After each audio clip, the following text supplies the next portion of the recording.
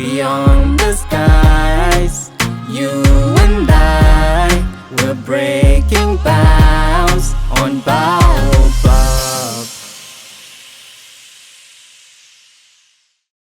Hello, everyone. How are you doing today? I trust you're having an amazing time. I'd like to thank you all for making time to join us today for this webinar on remote work. This is the fourth session for our remote work workshop phase 5, where we were covering the strategies for success in remote work. My name is Melvin Muna, and I'll be your host. And before I continue, I'd like to inform those who are joining that we have live French interpretation. So if you're comfortable in French, you can switch over to the French channel. Simply click more on your screen, click on more, then navigate to interpretation and move over to the French channel. If you're comfortable in English, stay in the main channel and you'll enjoy the session from this main channel. So I'd like now to share my screen so that you can get started with today's session. I believe you can all see my screen. And today's session is titled Building Relationships and Leading Remote Teams. Building relationships and leading remote teams. As we continue with today's session, I will be inviting you to share your thoughts, your comments on particular issues. And when that time comes, I'd invite you to use the chat, or the Q&A, and the team is monitoring your responses. And if there's anything urgent, I will address it right away. If it's not urgent, it can wait until at the end of the session. But if for the prompts that I'll be sharing with you, the reflective exercises, use the chat and I will answer them right away. So today's session is on building relationships and leading remote teams.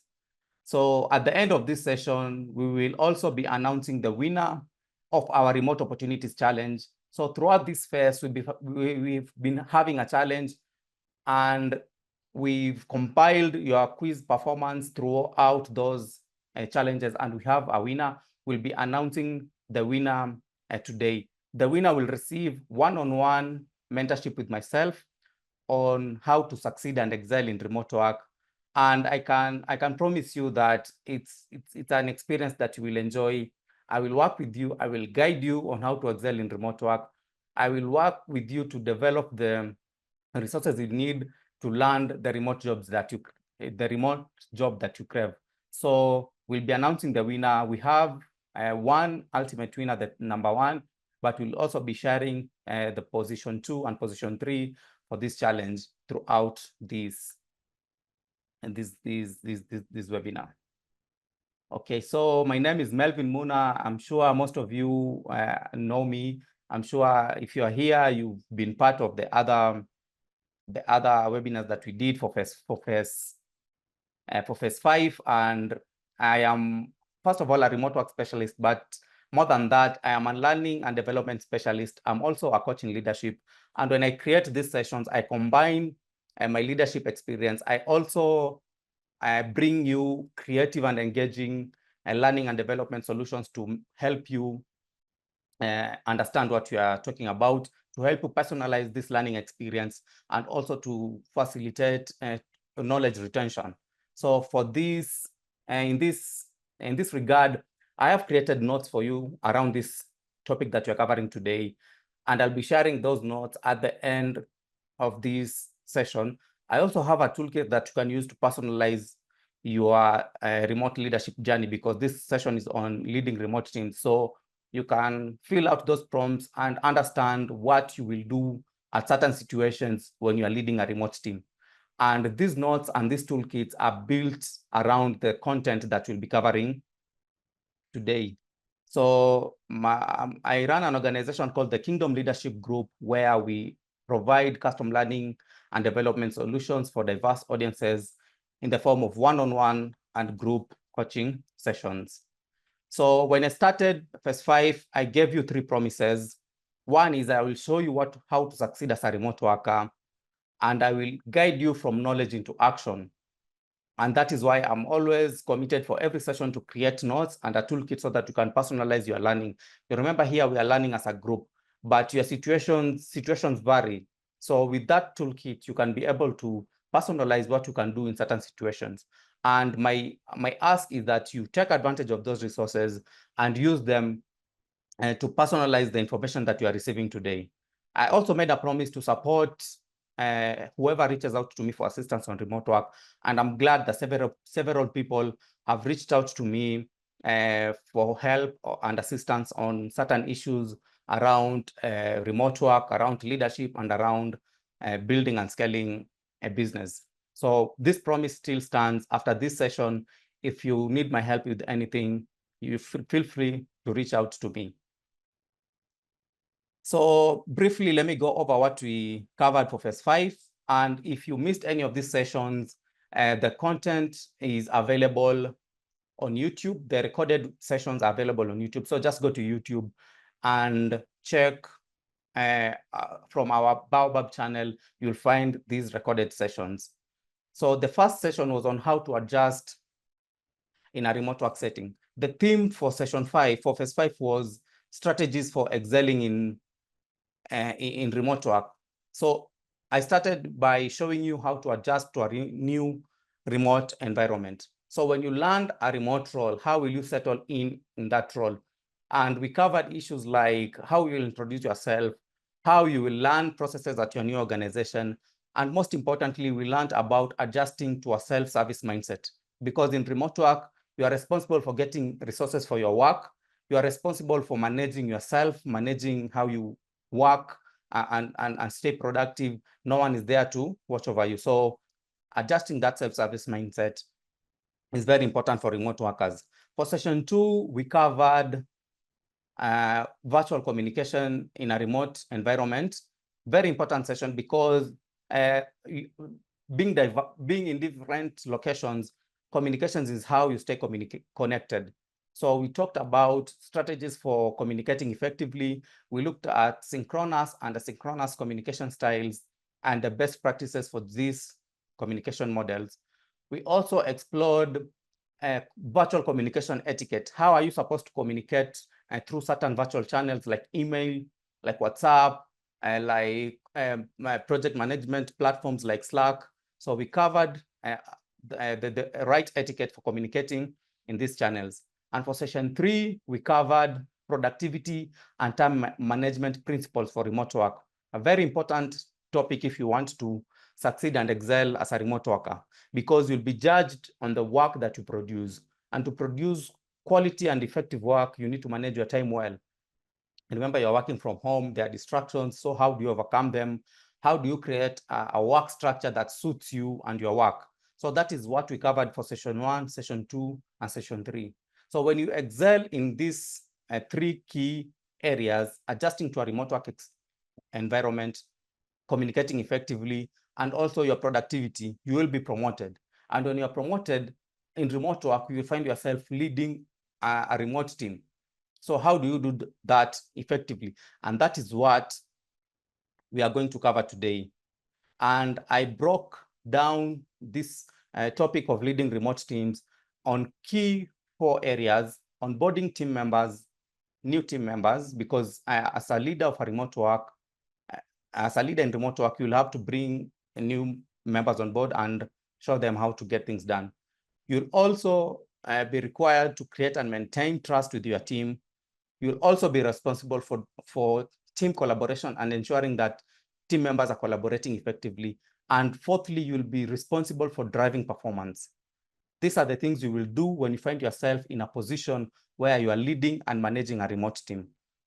So how did I gather information to build up content for today's webinar? So I reached out to people who are leading and managing remote teams right now. And they are Megan Sieroka. She is the International Programs Manager at the Queen's Innovation Center. Innovation Center at Queen's University in Canada. I also reached out to Joanne. Joanne is the senior multimedia communications developer at Baobab. Most of you here know Joanne. You've interacted with her. She's an amazing leader of a remote team. And I reached out to her for her insights. And I also reached out to Sylvester. Sylvester is the program analyst for the Mastercard Foundation Scholars Program. All these people, they have experience managing remote teams. So I reached out to them so that they can tell me what's working for them as they manage these teams. And they have shared some incredible insights. And I'm happy to present these insights to you today in this session. And before I continue, Baobab is a house of honor, and I'd like you to join me in celebrating and appreciating these leaders for sharing their insights and allowing us to use those insights for today's session. So Megan, Joanne, and Sylvester, thank you so much on behalf of Baobab. And I think Megan is here. So Megan, thank you so much for sharing your insights and for joining us so that you can be with us today for this webinar. So let's get started. So why did I create this content for you today? Why did I create this course? So this is on leading remote teams. When you excel as a remote worker, when you use the strategies that I shared with you on adjusting to a remote environment, when you use the strategies for effective communication, and when you use the strategies for productivity, you will be promoted. And when that happens, you'll have to manage remote workers. Sometimes this can be challenging because it's quite different to managing a traditional in-office team. So when you find yourself leading a remote team, you'll need new skills, and this is what you're going to discover how to do it best today. So also, when you lead and manage a remote team, you may be leading and managing people who have no experience with remote work. So, and they'll be looking up to you for guidance, for direction. And what you show them to do is what they'll consider the standard for remote work. So a remote work leader, you need to understand how to lead your team effectively, and we are going to discuss how to do that. So the first and most important part is onboarding new team members. When you're managing a remote team, you will be in charge of bringing new hires on board, showing them how things are done. So how will you do that? And I sought insights from the three professionals that I introduced earlier. So Megan said, I asked them what are the elements of a successful onboarding process, because it's important that the new hire feels welcomed. It's important for the new hire to understand processes in that organization and how to get things done.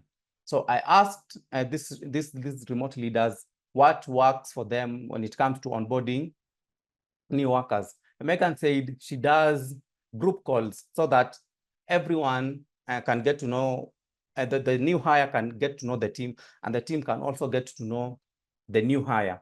And also she shared a very important point here, that even before the hire is recruited, during the interviews, they do a panel style interview to see how that applicant interacts with others in an online environment, to see if she's comfortable or he is comfortable interacting with other people, communicating with other people in a remote setting. And this helps them determine if that hire is suitable for their work environment. So we talked about effective communication. So you can see how communicating effectively in a virtual environment. We also covered video conferencing, the strategies for effective video conferencing. You can use those to ace an interview and earn a job in remote work. So what you are learning is helping you excel in this line of work. And Joanne said, for Joanne, a successful onboarding process is about sharing information for the new hire, because there are things about that organization that the new hire needs to absorb to be able to perform effectively and to collaborate effectively with other people. So Joanne is all about sharing information and talking to new team members constantly and over again till they get answers to the problems that they have. Sylvester says for him, a successful onboarding process is all about delivering a comprehensive onboarding schedule with clear timelines and role clarity. So that onboarding schedule is structured in a way where there are particular things that the new hire focuses on a particular day, probably after joining. And then after that, they move on, they are graduated into another level where they are still getting information that will help them perform their roles effectively and collaborate with members nicely. And Sylvester shared a very important thing that I taught you when I was covering the topic of adjusting to a new remote environment about organization values, because values determine how you work. The values of the organization, they guide your work, they guide how you behave. So Sylvester focuses on demonstrating how the values of the organization he works for, which is the MasterCard Foundation, how those values are lived in your day-to-day work. So that is his big focus, to ensure that the new hire understands how they can incorporate those core values into their work and how they manage themselves. Very important insights here on onboarding new team members. I also sought their insights on how to make new hires feel connected, and some of the things they shared were, so Megan is roundtable introductions, and it's like everyone here is introducing the new hire to the other team, and the other team to the new hire. So that is one of the things you want to pay attention to when you are to make new hires feel connected from day one. So do those roundtable introductions.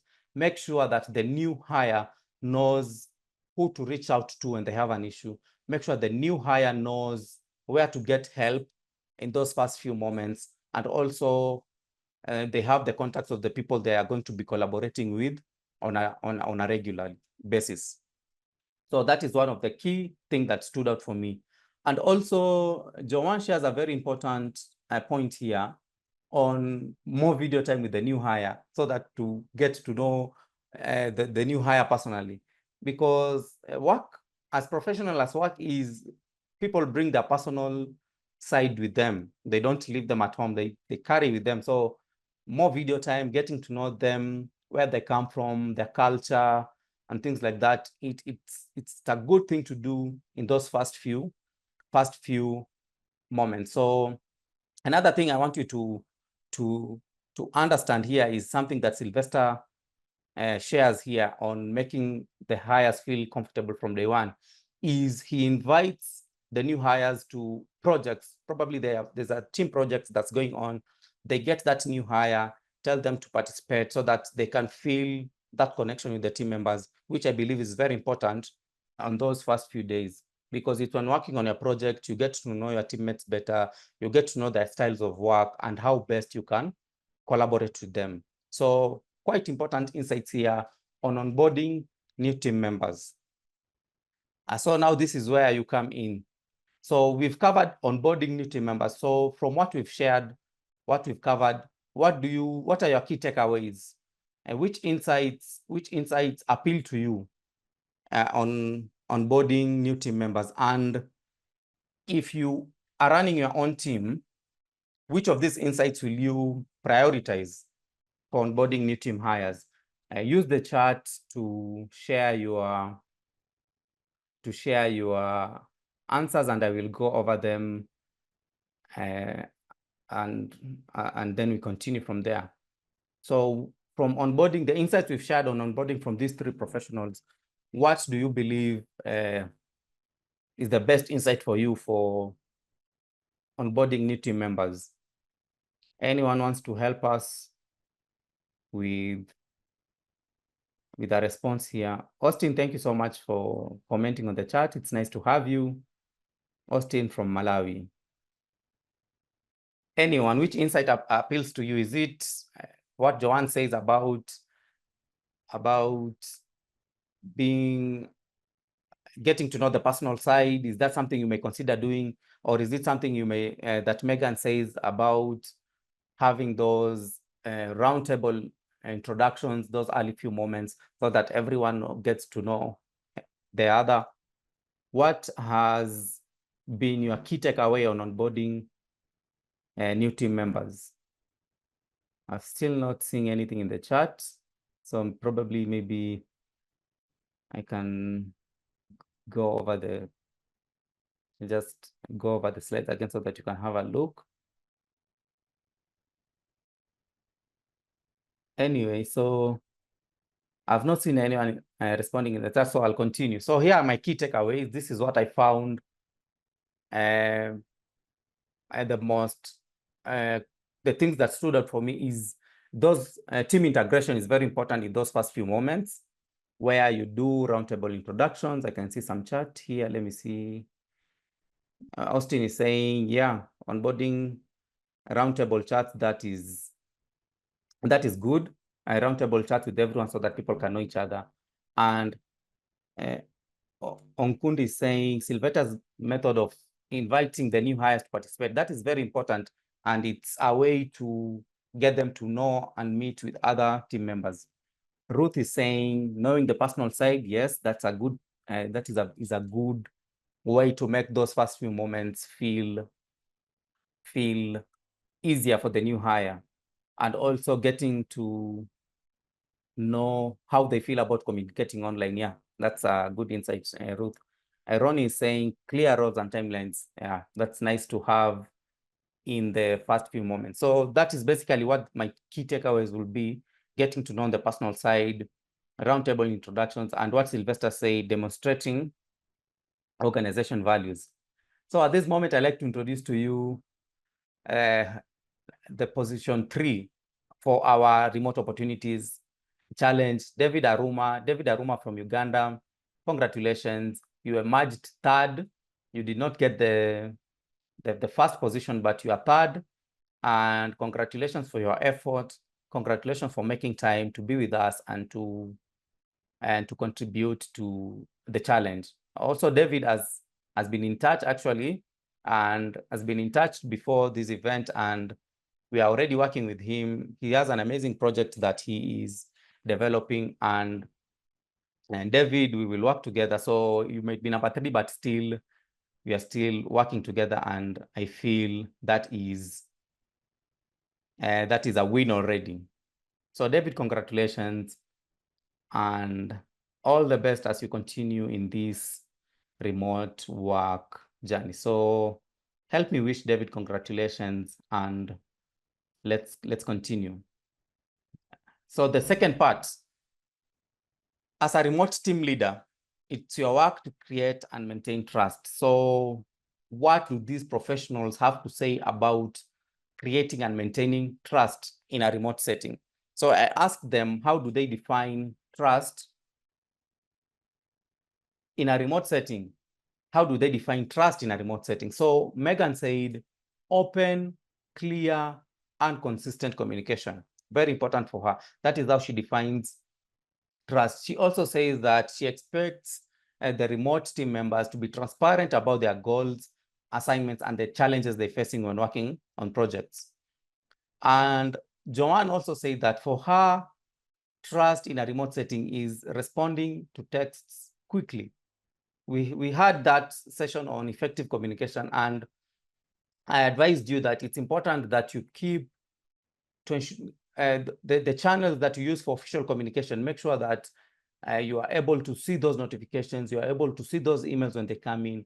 If it's a pop-up for a Slack communication, you need to be able to see it. So work to ensure that you are getting those communications, because the remote leaders you're working with, they expect you to respond quickly to texts, okay? They also don't expect you to be late for meetings or late with turning in assignments, something that Joanne is quite particular with. So if you want to succeed remotely, make sure you're doing what Joanne is saying here. And Sylvester shares a very important point here on trust, and it's on shared accountability and commitment to the goals of the team and the mission and values of the organization. This is very big. This is very big, because sometimes you could be working on a project and you feel like you're the only one who's carrying certain assignments, certain responsibilities, but it's important that the team feel that shared accountability so that they can contribute their roles well, so that they can even come in and help you when you're facing challenges. So Trust for Sylvester is when everyone is accountable, and this accountability is centered on the goals of the team, the mission, and the values of that organization. So this is how Sylvester defines trust. And I also asked these leaders how they build trust virtually. And Megan shares some very interesting perspectives here, saying that by holding herself and others accountable for tasks and responsibilities. So if there are tasks that she has to do, she makes sure she does them on time, and she also makes sure that she holds others accountable for those tasks and their responsibilities. And also, trust for her is achieved when she understands and supports her colleagues when they are going through challenges, understanding that things are not always smooth, and someone could be facing a tough moment that is affecting their work, and showing that support in that moment. And Joanne says that she builds trust virtually by responding quickly to communication. Joanne is quite particular with her communication. So if you get the chance to work with her, make sure you are also quick with your responses and your assignments. So she also sets parameters and expectations quite early in a project. So when she's working with you, when she's working with someone who is remotely, she sets those parameters and expectations to ensure that everyone knows what's expected of them. Very important for you to build trust in a remote setting. And also, Sylvester has some nice insights here, and it's on having video on during meetings. I've done this remote work thing for a while. I'm coaching and mentoring remotely, and most of the times I also don't get video. I'm the one who's offering video, and I don't get it back. So you don't really understand if you are connecting with the other person. So trust here, Sylvester says, is having video on. So if you want to excel in this remote thing, make sure that you take those moments or video moments seriously and have your video on. So this will mean that if you are going to have your video on, you must set up a nice place where you'll be having those video chats. You also need to prepare in advance. You can't just show up looking the way you want. So you see, there's some effort that you need to put. So I guess some people don't have their videos on because they take things too casually, but treat everything with the seriousness that it deserves, and you will excel. So this is how building and maintaining trust in a remote work settings. For Megan, it's clear, consistent communication. Joanne is responding to text, and Sylvester says shared accountability. And for building trust, this is what we've seen, and holding oneself accountable, that is what Megan says, understanding colleagues and where they're coming from. And Joanne emphasizes communication and setting expectations early on. For Sylvester, it's the video, ensuring it's on, and appreciating colleagues. In fact, I almost left it out, and it's a very important task for building trust, appreciating colleagues when they do well, and celebrating those good, can I call them investments, those good decisions that they make, where they go above and beyond. You celebrate your colleagues. It shows you that you care. It shows you that you celebrate excellence, and it pushes your team members forward. So another point for you to come in, where you share your insights on how to create and maintain trust in a remote environment. So which insight will you prioritize? So if you are leading a remote team and you have a team to manage and you want to build and maintain trust, which insight that we've discovered will you be prioritizing? Which insight appeals to you? Use the chart, and I will go over what you are saying. So trust, just think back of what Megan would do. Think back of what Joanne will do and what Sylvester will do to build trust, and share with me in the chat. So Ruth is saying supporting your colleagues and being available and early for meetings. There are 3 key points here: supporting colleagues, being available to help them with challenges, and being early for your meetings. Yeah, that's a heavy point, Ruth. If I was awarding marks, I'll give you all the marks for that point.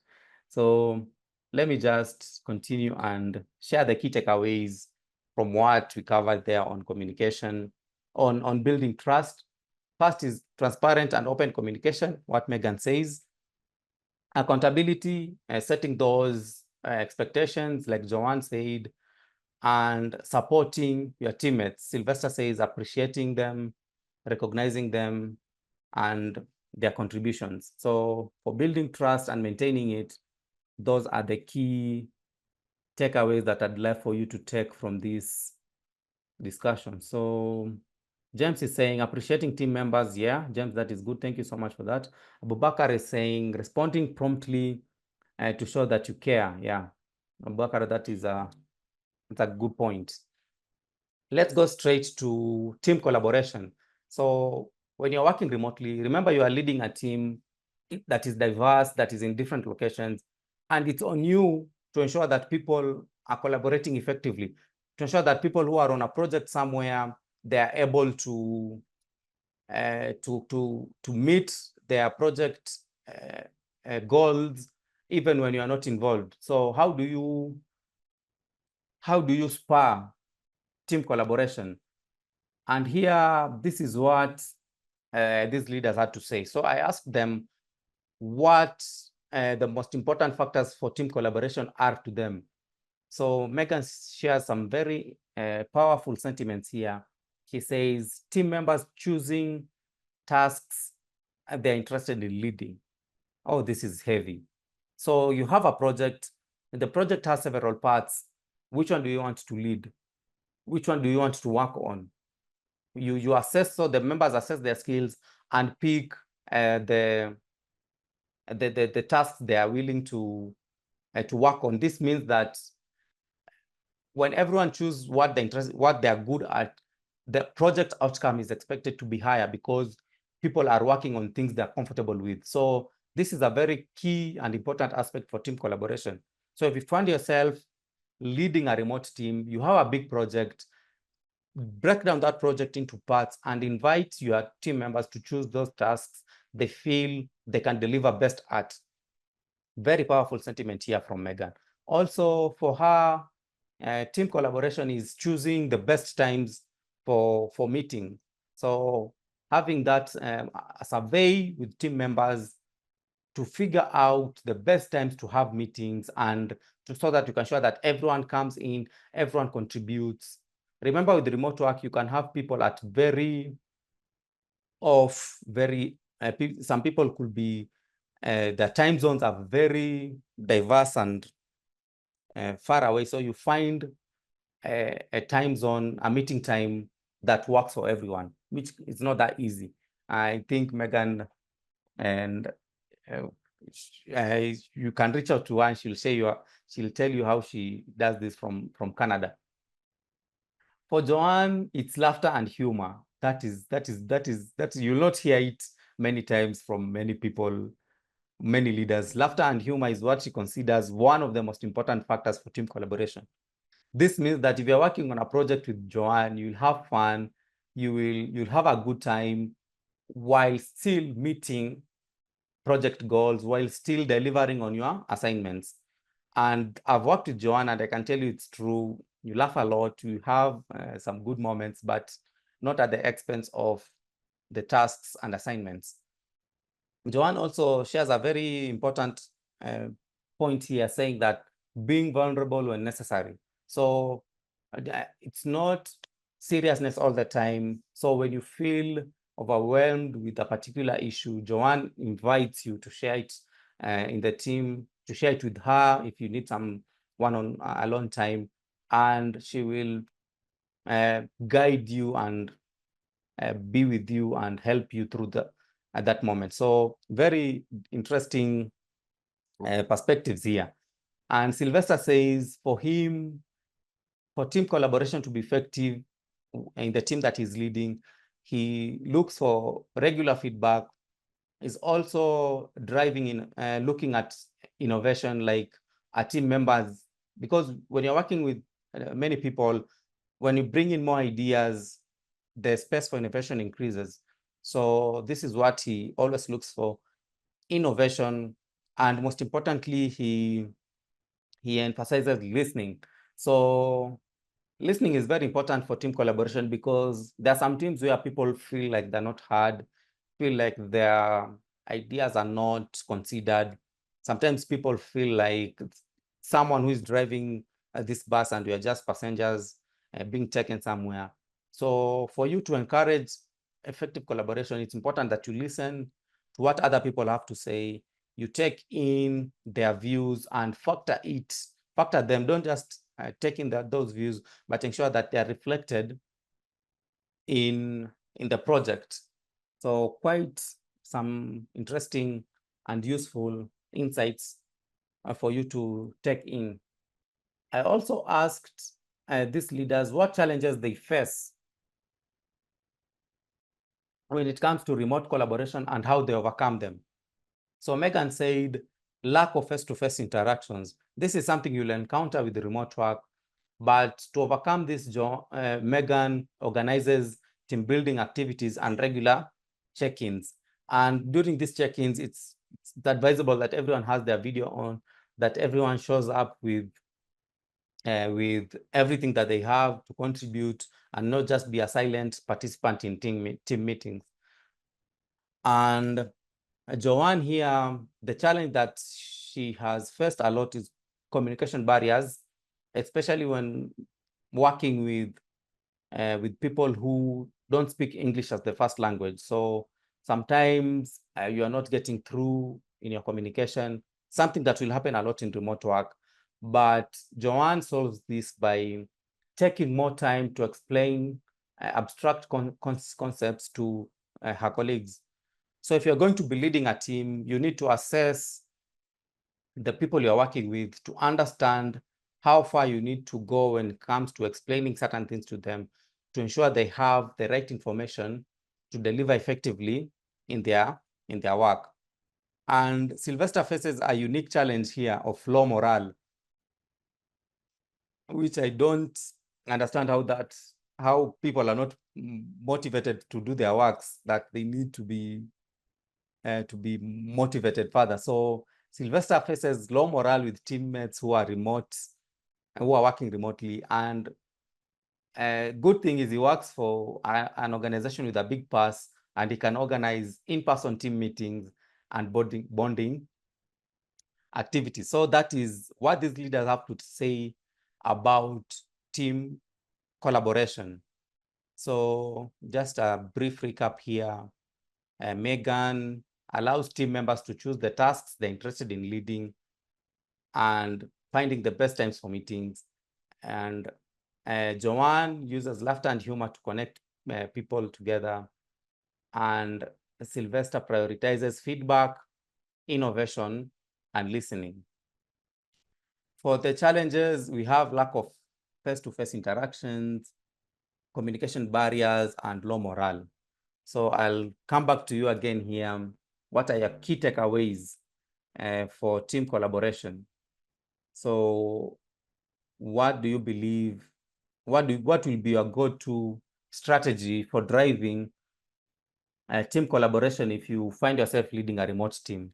Will you do it like Megan and allow members to choose the tasks they want? Or will you use laughter like Joanne and being vulnerable? Or you will be a listener like Sylvester and take in the insights from all team members? Which will be your go-to strategy? Austin is saying listening is really key. Yeah, listening is quite important for remote work, because you want everyone to feel involved.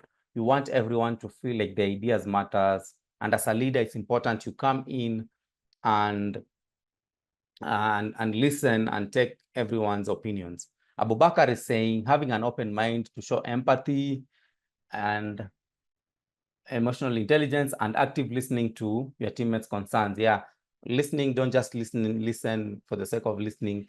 Listen actively, use emotional intelligence when you are engaging with others, and you will move forward with your projects, your remote projects. Ruth is saying humor and allowing the team members to choose what they like to work on in a project. Yeah, that is quite an interesting perspective that Megan shared, and I believe it's something that we all need to embrace. Allow people to work on the things they feel comfortable with. So this is what was shared here in my key takeaways for team collaboration. So at this point, I'd like to introduce the individual who emerged second in our remote opportunities challenge, Solomon Makideda. Solomon, congratulations, you emerged second. And I'd like to appreciate you for all the hard work you put. Second is not, it took a lot of work, because I know the kind of quizzes that I set for you. So Solomon, congratulations. And while you may feel like number two is not the ultimate, the number one, but I will work with you. I will take your contact. I will not just allow you to just disappear in the waters, if I can use that term. I will be working with you, and I will be sharing with you strategies that will help you succeed. So this was not planned. This is something that I just thought about as I was starting this webinar, that let me also work with everyone who is announced a winner today, because I have this knowledge, and this knowledge does not benefit me when it stays with me. So Salmon, I'll be reaching out to you. I have your contacts, and we will see how we'll work together. So congratulations, Solomon, and help me celebrate him, and we'll proceed. I know by right now, number one, she knows herself. Why am I giving it up? Yeah, she knows herself, because we talked to those who are top three, and we told them, you have a chance to be in the top three. So come up and we show up, and we will announce. So we've announced to, I'm sure whoever is the winner knows by now. So, but I have to announce that officially so that we can celebrate you here. So let's move on to the last part, which is driving performance. So you are leading a team remotely. You have to drive performance, because at the end of the day, the management, the company you're working for will look at you and say, why is your team underperforming? So as a remote, if you've been promoted to a position where you're working with others, you'll have to drive performance. Otherwise you will not last long in that managerial position, because at the end of the day, people want results. So I asked these leaders, how do they drive performance without micromanaging others? So there's micromanagement is not something that we encourage in remote work. People need to know what they're working on and still deliver, even when they're not being supervised closely. So, but if you allow people that much space, they may lag in their work, and this will reflect negatively on you as a leader. So there are things you need to do to drive performance. So I asked these leaders who are already doing it, what are their strategies for success in this area? And Megan said, setting clear deadlines for all to adhere. So when a task is assigned, clear deadlines come with it. We need this project delivered by this and this date. Can you do that? If not, probably they work on an adjustment, but those deadlines that are set need to be adhered to. Also, Megan's strategy is to celebrate success when a member meets or exceeds their work expectations. This is very important, because it sets a strong precedent. So when someone does well, when someone performs excellently in a particular task, it's important to celebrate them, and so that others can see that performance is something that this organization desires. So it's important that if you're leading a team remotely, celebrate those who are doing well, and let others see that they are being celebrated so that they can also pull up their socks if they were slacking. Joanne says, setting expectations on the first few projects, yeah, just like Megan does, and also debriefing. This is a very important point here that Joanne raises. Debriefing after the project to know what's working and what did not work. So don't just complete a project and move on from it. Have a small meeting. What has worked for us? What has not worked for us? How can we move forward from the challenges that we faced? How can you maximize on the successes of these projects so that we can deliver even better value? So it's important to debrief after a project and learning and taking learnings from that. Sylvester shares some important insights here, setting up goals, setting smart goals, not just any ordinary goals, smart goals. And smart goals are time bound, so there's an element of a deadline there. Also, having regular performance discussions.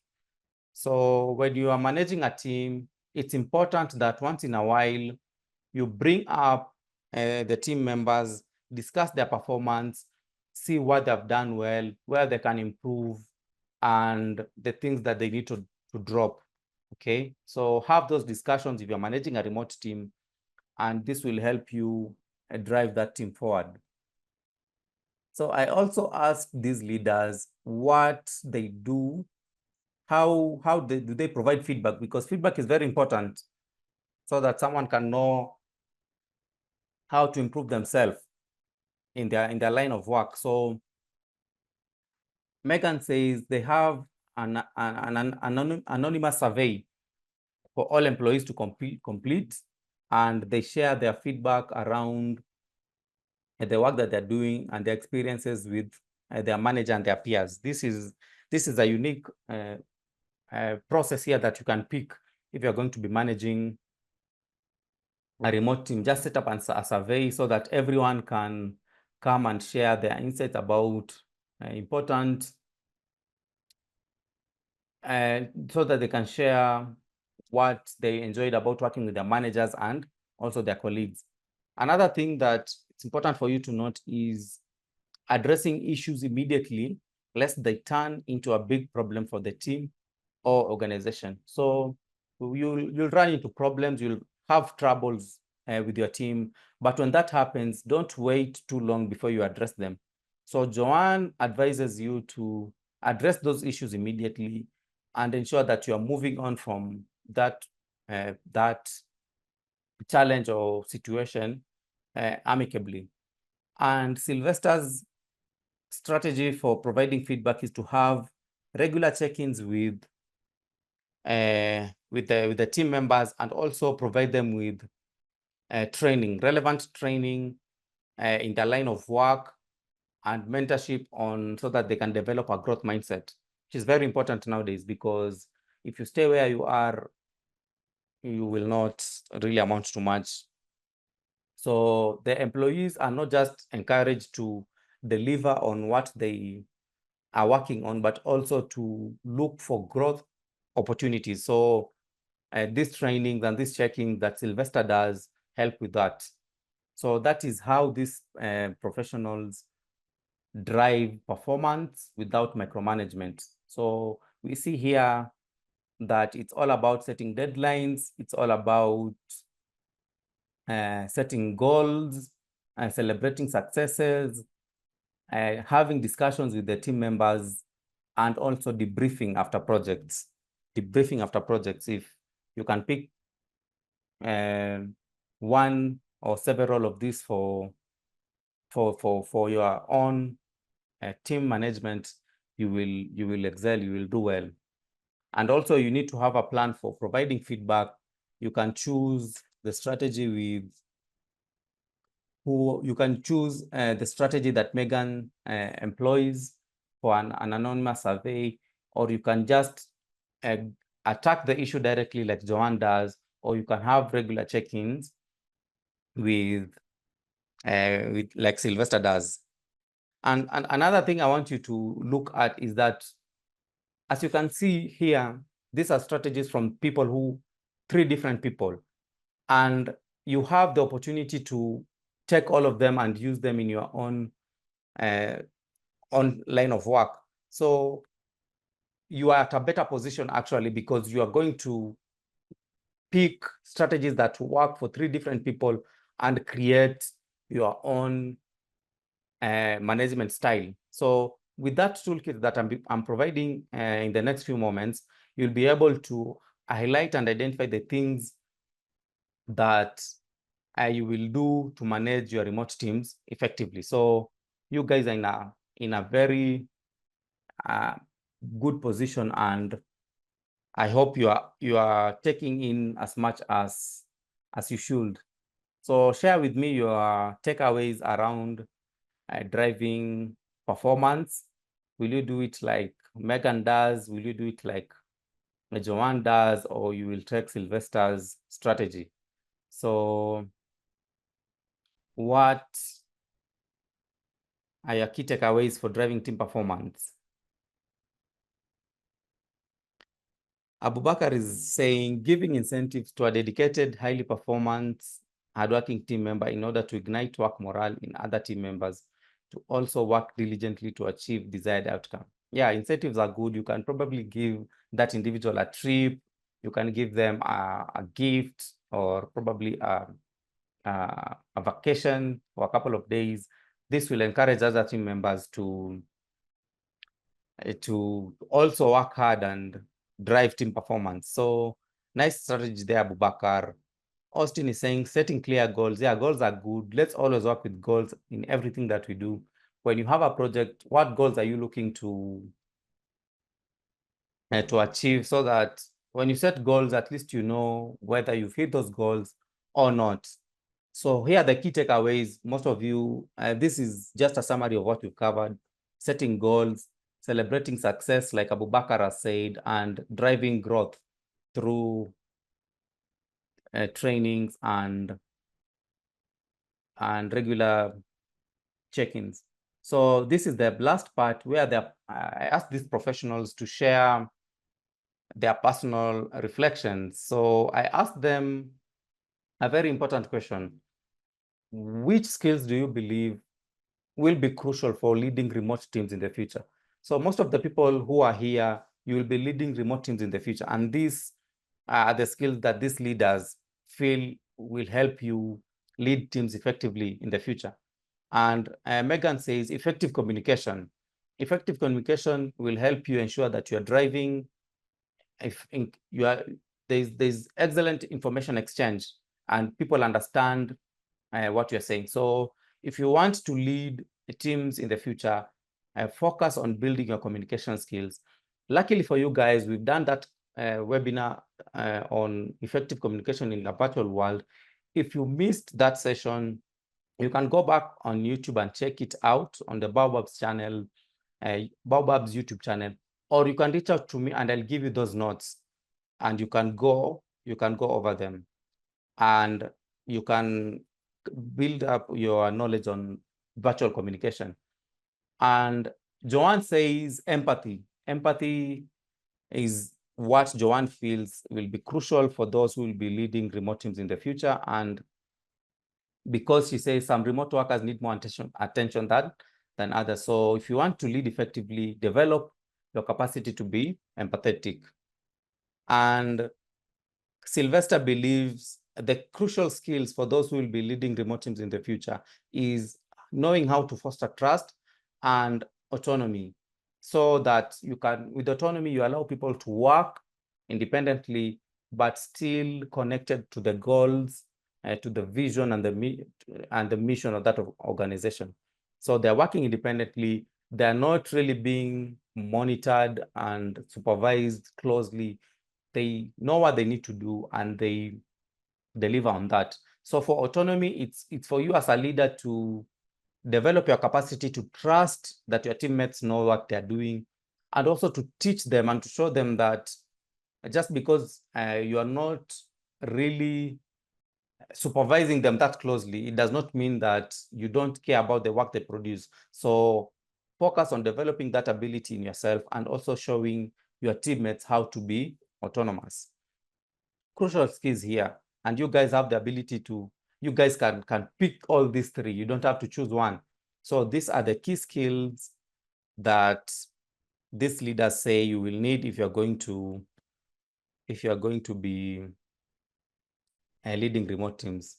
So that is what I have prepared for you. And at this moment, I'd like to just share my huge appreciation to these remote leaders for their sharing their insights. I did not have to worry about the content for this webinar because I used exactly what they shared with me. And I'd like you to join me in thanking them for their insights, for their valuable knowledge, and for making time to help us develop our capacities to lead remote teams. So Megan, Joanne, Sylvester, we thank you and appreciate you for your support, and may God bless you. So now this is the moment where I get to announce who has won the Remote Opportunities Challenge. And our winner for the Remote Opportunities Challenge is Ruth Ayorigi. Ruth Ayorigi, wherever you are, congratulations so much for all the hard work you put in the challenge. Congratulations for making time and learning and answering those quizzes excellently. Several people took those quizzes, and you are the one who performed the best. You had the highest score across all the combined quizzes, and I'd like to congratulate you and to proclaim that you've won mentorship with myself on remote work. I am preparing an amazing program for you, Ruth. You will enjoy it, and more of that I will get in touch with you via email so that we can plan how we will structure this mentorship program. But one thing I can assure you is it will bless you. It will move you to the next level. I have made this promise. I have to get you somewhere better than where you are right now. So Ruth, congratulations. Congratulations for all the hard work, and help me celebrate her in the chat. Just let's celebrate Ruth. It was not easy, and she persisted, she persevered, and she emerged the winner. So let's congratulate Ruth. Ruth, congratulations. Feel good. You'll have an amazing moment, and we will work together to build you as a remote professional. So do you have any questions for me? Do you have any comments? Do you have anything you'd like to share? And please use the chats, and I'll for the next few minutes, I'll be answering any questions that you may have. So to our winners, congratulations, and I wish you all the best. I'll be working with all of you. So we'll be in touch, and we will see how we will move you to the next level. Anyone with a question? Thank you, David, for joining. Thank you for your active participation as well. And we'll get in touch with you. We still have a lot to discuss on what you are working on, and we will see how to move that to the next level. I'm glad you enjoyed the session, Ruth, and it's a pleasure creating these sessions. And I hope that there's someone there who is learning how to deliver such sessions, because I really believe in sharing the knowledge that you have, and you could be using platforms like these to share your knowledge. So I hope there's someone who is learning. If you need guidance on how to create such learning content, reach out to me. My contacts are in the resources. Let me share them right now before I forget. my contacts are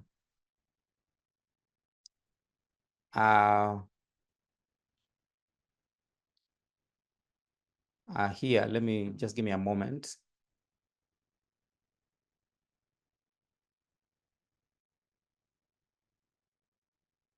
So I've shared in the chat the notes for this session and the toolkit. My contacts are there. So go ahead and get my contacts and contact me if you need help with anything.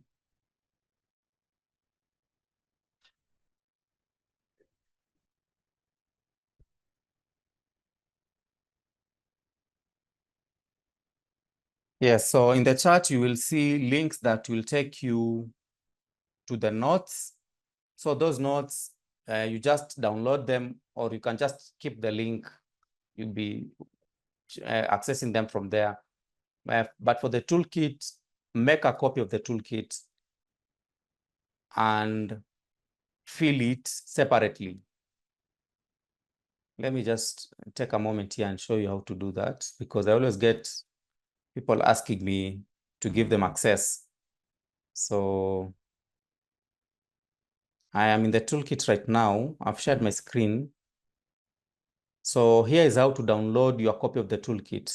So click file, then go to make a copy. Then it will open another copy in another browser. So when it opens in another browser, you can fill it from there.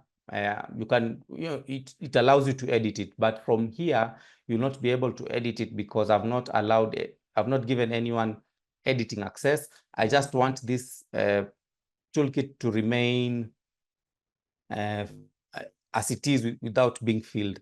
So here you'll find prompts on onboarding new team members. You will fill out these prompts to create your own personalized journey. So for example, here, how will you create a welcoming virtual environment for new team members from the very first interaction? So you can give your response here on how you will do that. For each part, I've given examples of how you can answer that question. So here, for example, to create a welcoming environment, you can say, I will send personalized welcome emails. I'll also arrange a team call so team members feel connected from day one. So the purpose of this toolkit is to ensure that after a session like this, you have something for yourself. You joined, but you've left with something for yourself. And that is how we learn. That is how we grow. Okay. So if you have a moment, feel it, and I believe it will help you. So the toolkit is also available in French. So if you have a French speaker, don't feel like you've been left out. So just scroll down and you will see the French parts. So even the notes are also available in English and French to ensure that everyone is benefiting from these sessions. So that is what I wanted to share with you about that toolkit. And I'm thankful that for your participation. I'm thankful that you made this session quite engaging. If there's nothing else, you're free to leave. If you have a question, please, I'll stay back for a few moments and I'll be monitoring the chat and the Q&A so that I can answer any questions that you may have. Otherwise, you are free to leave. Congratulations, Ruth. Congratulations, Solomon. Congratulations, David. And may God bless all of you.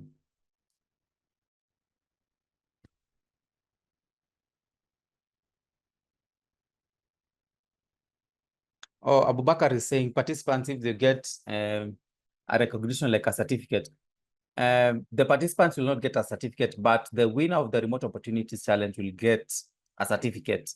After they've completed the training program with me, they'll get a certificate, but that certificate is upon successful completion of the program. I'm creating a very powerful program, and when it's done, when they succeed is when they will get the certificate. So Abubakar, there's no certificate for participants. I'm glad you enjoyed the session, Abubakar. You've also been an active participant. Actually, I've been seeing you in all the sessions. Your engagement has been truly helpful. And Abubakar, for the next Remote Opportunities Challenge, you need to win. You need to win. So based on your participation, you should have been among the top 3, but let's hope next time you'll win it. But thank you so much also for your active participation and for your engagement, and also for joining and blessing us with your presence. Thank you so much, Abubakar. Beyond the skies, you and I